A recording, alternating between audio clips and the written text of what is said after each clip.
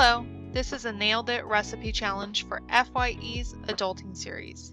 My name is Kassandra Hayes. I am an FYE peer mentor and my recipe I chose is Bulgogi.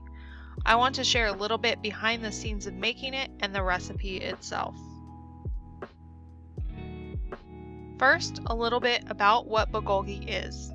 Bulgogi is a Korean dish. The literal translation means fire meat, and it usually is made of thin, sliced, marinated slices of beef or pork on a barbecue or stovetop griddle.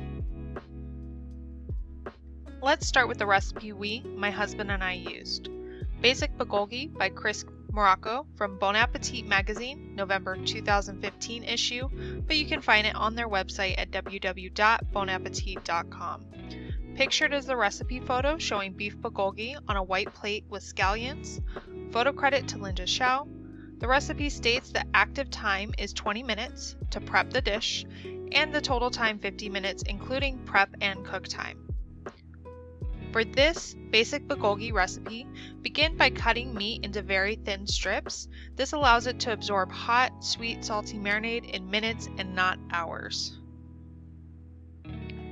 The ingredients: 1/4 pear grated, 1 garlic clove grated, 2 tablespoons soy sauce, 1 tablespoon of coarse Korean hot chili pepper flakes, or 1 teaspoon of crushed red pepper flakes, 1 tablespoon grated peeled ginger, 1 tablespoon light brown sugar, 1 tablespoon toasted sesame oil, 1 pound of either boneless pork loin, trimmed hanger steak, boneless short rib, or boneless skinless chicken breast or thighs, 2 tablespoons of vegetable oil divided, kosher salt, and sliced scallions for serving. Preparation. Step 1. Combine pear, garlic, soy sauce, chili flakes, ginger, sugar, and sesame oil in a large resealable plastic bag or medium bowl. Using a sharp knife, slice meat into very thin strips. Add marinade, seal bag, and squish everything around until the meat is coated. Let sit at room temperature for 30 minutes or chill up to 8 hours. Step 2. Heat 1 tablespoon vegetable oil in a large skillet over medium-high heat until oil is shimmering. Remove half of the meat from the marinade, letting excess drip back into the bag. Season lightly with salt and cook in a single layer without moving until lightly browned, about 1 minute. Toss the meat and continue to cook, tossing occasionally until cooked through and crisp at edges about 3 minutes. Transfer to a plate. Repeat with remaining 1 tablespoon vegetable oil, remaining meat, and more salt. Step 3. Served, topped with scallions. I just want to share some food safety best practices in the kitchen to help to prevent foodborne illness. Always wash your hands and surfaces before and throughout and after the cooking process, especially when you're handling raw meat. Clean and wash your produce. Avoid cross-contamination by using separate cutting boards, knives for raw meats and produce, etc. Keep your food at proper temperature both when storing and cooking it. Making the recipe. So we pictured on the left, collected all of the ingredients, washed and prepped everything. Also note that if you can get an Asian pear, I highly recommend it. Because Asian pear is the traditional type used for bulgogi, although you can use any pear.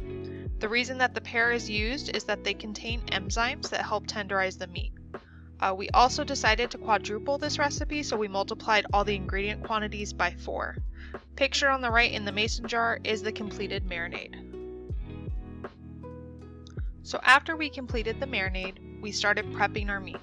We had a couple of New York steaks. My husband trimmed them into thin slices. After slicing, we put the steaks into the big plastic bag with the marinade and mixed it to cover the meat and sealed the bag.